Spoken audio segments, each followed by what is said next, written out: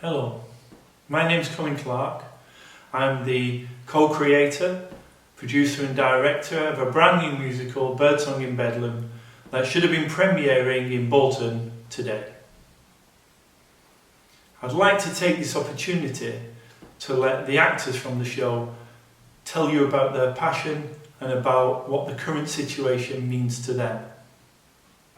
There are inferences being made out there. I think very recently. One of them was by our Chancellor, who made this great overview of a statement that he actually felt that actors and thespians, anyone within the industry, should maybe think about retraining. Well, I think he's had one or two remarks made back at him. And from my own point of view, well, actually, Mr. Sumac, I actually did that. I actually retrained, because being an industry that I wanted to get into straight after school and wasn't able to because I was pushed in another direction. So I've retrained as an actor. So thank you very much indeed for your offer, Mr. Sumac, but I've actually done my retraining. I am where I want to be. I'm very happy where I want to be, and even if I say so myself, I'm pretty good at what I do, because if no one else is going to tell me, then I don't really see any reason why I shouldn't tell myself and tell you. I talked a bit about this, and one of the things that's really lifted for me, and I think lots of us during a lockdown, when our connection to other human beings is not really allowed at the moment, that suddenly a hug has become illegal. And it feels like a very profound intrusion by an illness and the political response to the illness, and it's become so politicised and stuff. But one of the things that's really lifted out of that for me is the value of art, like how we turn to the arts, we turn to music and story, the power of story to transport us into a transformative space. And I don't want to lose these jobs. I think, you're lucky to get a job in theatre or on TV. So I'm really passionate about Birdsong In Bedlam, because, it needs to happen next year, this show, because we need to show this government that, it's a valid profession. What actors, musicians, singers, dancers were all valid. And I think the only way to show that we are stronger than this government is to put on a show, and to give a message to the people. We want people to come and see this show.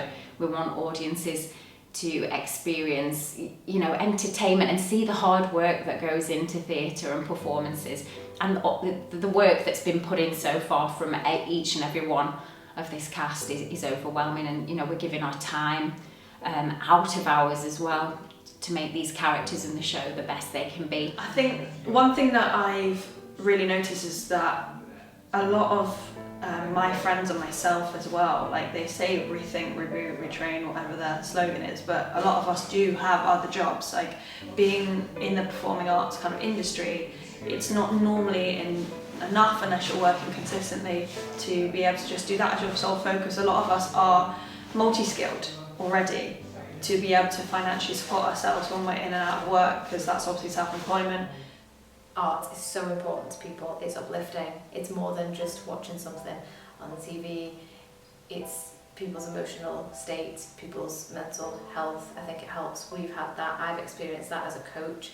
That one thing that was really apparent to me, that people actually saying, this is now my therapy. This is giving me a reason to keep going, throughout the week. They look forward to coming and doing their singing, or coming and doing their guitar and doing things like that. And I feel that because the arts hasn't had any respect, that's what it feels like. Does it feel like our industry, retrain, do all of these things? Well, I've been doing this my entire life since I was 2 years old. I've spent tens of thousands of pounds on my training, hours, hundreds of hours, going all over the world, investing in myself, trying to be the best I can be, not just so that I can, be an actor or be a singer, but also so I can help other people, because by helping other people, it's amazing what you find.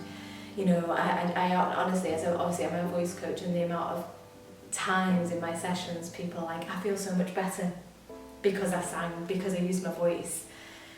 And that, I feel like we're missing. The arts has so much to offer. I mean, that's a whole other topic, but the fact that we've got no support is pretty poor.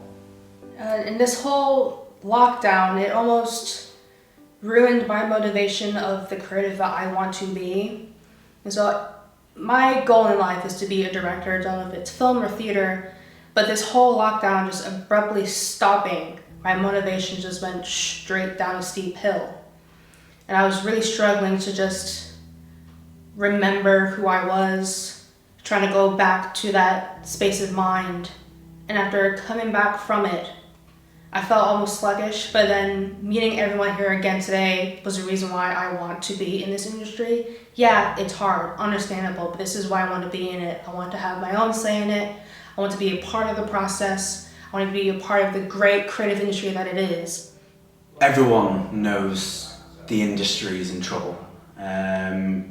You know, you can't expect any kind of industry to close since March, and we're now mid-October, and they haven't opened the doors once. It's been really, really difficult for everyone. And for me personally, you know, I spent over 10 years of my life serving this country in the Royal Air Force, and the greatest 10 years of my life up to this point. And it's just now, about a year or so after I left, that I feel like this country isn't serving my industry. If you're linking what's going on in the big world, the big picture, and what we're saying in the play, there are obviously things that we're mentioning. I'd like to think that the play is going to be and continue to be relevant in terms of what is going on in society, in the lives of the people who are going to be watching the play. Obviously, we're talking the environment, environmental issues, COVID-19, obviously, other issues which may be construed as conspiracy-minded, but they're still there, such as 5G. And there's a lot of stuff in there which we hope that will, you know, make the people who come to watch the play possibly, you know, realise that it's been placed in a perspective which is relevant to them in the time that they are. And so really, I'd like to think that the play is of its time. And is actually saying something which is of its time and relevant to the people of the time, which is now. You know, there's nothing like theatre. There's nothing like theatre. It's like the only medium where the audience are watching a group of people pretending, and the people pretending know that they're pretending, and they're being watched by people who know that they are pretending, right? Like it's all like a sham. But somehow there's a collective willingness to give up, to suspend the disbelief and engage with the story in its live. It will never be like that. It's never happened before like that. It will never happen again like that.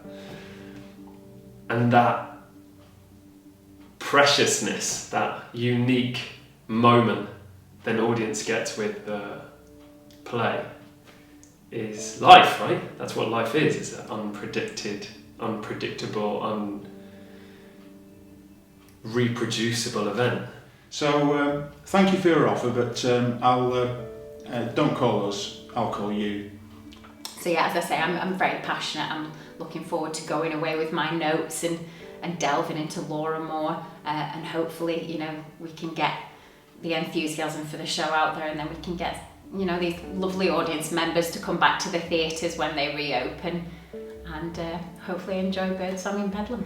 Well, I think we should just continue to uplift each other and keep driving the fact that we need this. We need this as for humanity, for each other. I think it's as simple as that. Yeah. And if people want to say that we need to retrain what we want to do, we don't do it for fun. We do it because we want to. This is who we are. We are creatives, and we don't have to retrain for anything. This is who we are. Period, point blank. I think a lot of people are losing faith in the guidance that should be coming down from those that know better. We will be back again. We will. But I feel like for me, COVID's woken up that aspect of the creative pursuit more than ever. is the value of creating when the world is obsessing about death in a really unhealthy way, in my opinion. Yeah. But yeah, so I just hope that everyone is doing well and that we keep fighting, we keep doing what we love, because who's going to tell us we can't? Not me.